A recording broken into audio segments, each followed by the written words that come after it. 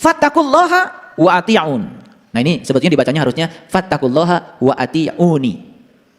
Dibacanya harusnya begitu. Fattaqullaha wa ati'uni. Bertakwalah kepada Allah dan taatlah kepadaku.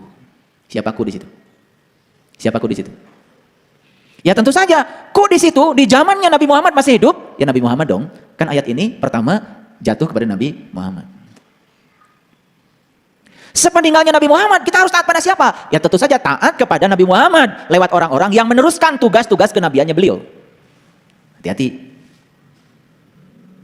Gelar kerasulan titik sampai Nabi Muhammad, tetapi fungsi dan tugas kerasulan gak mungkin selesai sampai Nabi Muhammad. Sepanjang dunia masih berputar, tugas kerasulan akan ada para pewaris ilmu ini.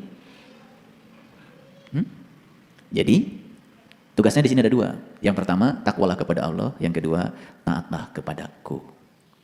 Jadi taatlah kepada para rasulnya Allah, para utusan Allah. Paham?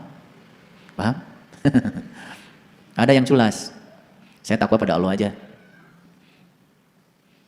Malam bangun, pagi bangun, sore terus saja. Menjalani apa yang diperintahkan. Tapi tidak pernah mendengar apa yang dinasihatkan oleh para utusan Allah. Itulah yang saya lihat, ilmunya itu enggak berkah.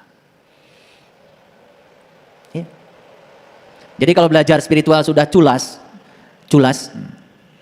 pinter kodek namanya itu, culas. Udah aja, yang penting saya udah dapat ilmunya, saya amalkan. Kita melupakan orang yang menjadi marga lantaran kita dapat ilmu. Dalam hadis dikatakan, malam yahmadinnas, lam yahmadillah. Siapa yang tidak bersyukur kepada manusia, dia tidak bersyukur kepada Allah.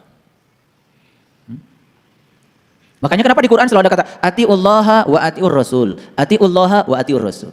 Jadi takwa itu baru bisa dicapai apabila kamu taat kepada para utusan Allah, pada rasulnya Allah.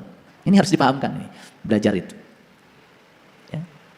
Saya bukan siapa-siapa, saya cuma meneruskan saja ayat ini supaya dipahami. Dan orang-orang yang sudah berkesadaran tinggi juga tidak butuh, ya, tidak butuh disanjung, nggak butuh. Dan kalau kita memperlakukan mereka dengan penuh khidmatan dan rasa hormat, itu akan kembali pada kita sendiri. Ilmu yang kita dapat sekecil apapun itu yang akan membawa berkah, berubah kita. Maaf ya, banyak contohnya. Udah belajar ini, belajar itu, belajar ini, belajar itu. Bahkan sering menyakiti perasaan seorang guru. Nggak berkah. Emangnya seorang guru masih bisa disakiti perasaannya? Tidak. Udah nggak butuh yang semacam itu.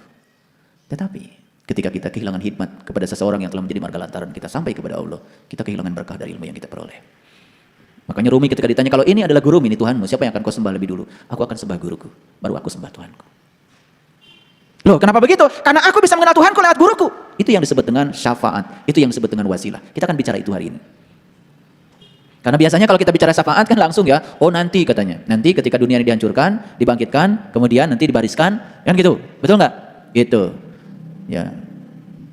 Dan kita berpikir, mana tuh penitia maulud tanggal sekian? Gitu kan begitu ya. Langsung dapat syafaat, gitu kan? Syafaat langsung dicabut, masuk surga, gitu. Sebentar. Tidak ada di Quran redaksi yang semacam itu. Nah, syafaat itu artinya pertolongan. Wujud pertolongan Allah adalah ilmu yang didapat oleh kita dari orang-orang yang mengantarkan kita kepada Allah di sini, saat ini, sekarang. Jadi syafaat itu wujudnya adalah ilmu. Dari siapa ilmu itu? Tentu saja ilmu tentang Allah. Dari siapa? Dari orang-orang yang sudah tahu dan kenal kepada Allah. Dihadirkan orang-orang yang bisa membimbing kita kepada Allah, itu namanya syafaat. Kapan syafaat itu? Di sini, hari ini, sekarang. Makanya syafaat itu diberikan pada hari kebangkitan. Kapan hari kebangkitan? Hari kebangkitan itu setelah hari kiamat. Kapan hari kiamat? Hari bangkitnya kesadaran kita, hari bangkitnya jiwa kita. Begitu kita bangkit dari ketidaksadaran, kita bangkit, itu yang disebut dengan hari kebangkitan. Di hari kebangkitan itulah kita akan dapatkan syafaat. Wujudnya apa? Wujudnya adalah ilmu yang bisa mengantarkan kita kepada Allah. Jadi yang ngasih syafaat yang sebenarnya cuma satu, yaitu Allah. Maka di Quran dikatakan, kullillahi syafa'atu jami'a. Katakanlah, hai Muhammad, sesungguhnya syafaat itu semuanya punyaku. Jadi nggak ada sebetulnya manusia yang diberi wewenang untuk memberikan syafaat. Karena Allah sendiri mengatakan di Quran, kullillahi syafa'atu jami'a.